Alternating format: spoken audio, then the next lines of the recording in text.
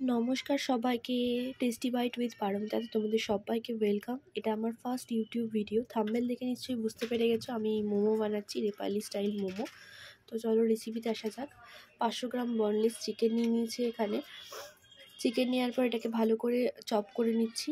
একদম ছোটো ছোটো কুচি কুচি করে চপ করতে হবে, যাতে ভিতরে একদম জুসি ভাব থাকে। এরপর তো এখানে একটা ছোটো হাড় মতো বেরিয়ে গেছে, তো ওটাকে আমি ধুলে বাদ দিয়ে দিলাম। তো ভালো করে এটাকে চপ করে নিয়ে একটা মিক্সিং বোলে নিয়ে নিচ্ছি। মিক্সিং বোলে নিয়ে নেওয়ার পর এখানে 250 থেকে 300 গ্রাম মতো পেঁয়াজ নিয়ে নিয়েছি। এটাকেও ভালো করে চপ করছি, একদম যতটা পারবে ততটা ছোটো ছোটো কুচি কুচি করবে। করার পর এটাকেও আমরা মিক্সিং বোলের মধ্যে নিয়ে নেব। তারপর আমি এখানে বড় সাইজের একটা রসুন নিয়েছি, যেটাকেও আমি চপ করে মিক্সিং বোলে নিয়ে নিচ্ছি। দিয়ে এটাকে ভালো করে মিশিয়ে নেব।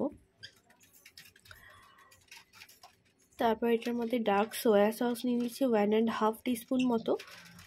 তাতে ভিতর থেকে অনেক জুসি ফ্লেভারটা একদম ভালো আসবে, একদম অথেন্টিক টেস্ট হবে। এটাকে দিয়ে ভালো করে তোমাদেরকে মেশাতে হবে। তারপর আমি একটু ভিনিগার নিয়ে নিলাম 1.5 টিস্পুন মতো। এটার জন্য মাংসটা নরম হবে, ভিতর থেকে একদম সিদ্ধ হয়ে যাবে, নরম থাকবে মাংসটা। তারপর ধনেপাতা কুচি নিতে হবে, এই ক্লিপটা নিতে আমি ভুলে গেছিলাম। তারপর স্বাদ মতো লবণ,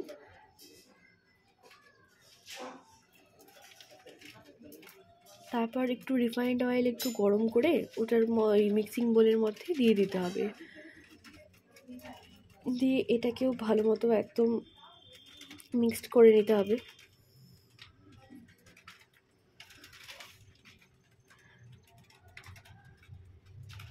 ব্যাস, তাহলে আমাদের স্টাফিং রেডি। তো এবার আমি 250 গ্রাম ময়দা নিয়েছি, এবার স্বাদ মতো লবণ দিয়ে দেব। দেখছো তো কীরকম সফট ডো করেছি, একদম সফট হতে হবে, কোনো তেল ইউজ করলে হবে না, নর্মাল জলে মাখতে হবে। তারপরে ছোটো ছোটো লই করে এগুলোকে বেলে নিচ্ছি। দেখো কতটা পাতলা বেলেছি, একদম পাতলা। যত পাতলা হবে তত ট্রান্সপারেন্ট হবে আর তোমাদের খেতেও টেস্টি লাগবে।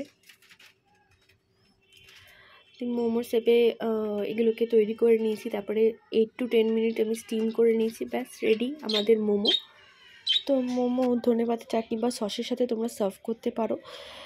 আমি একটা ফুল ভিডিও করব এই ধনেপাতা চাটনি আর মোমো র্যাপিংয়ের। সাপোর্ট করো, আমি খুব তাড়াতাড়ি নতুন নতুন ভিডিও নিয়ে চলে আসব।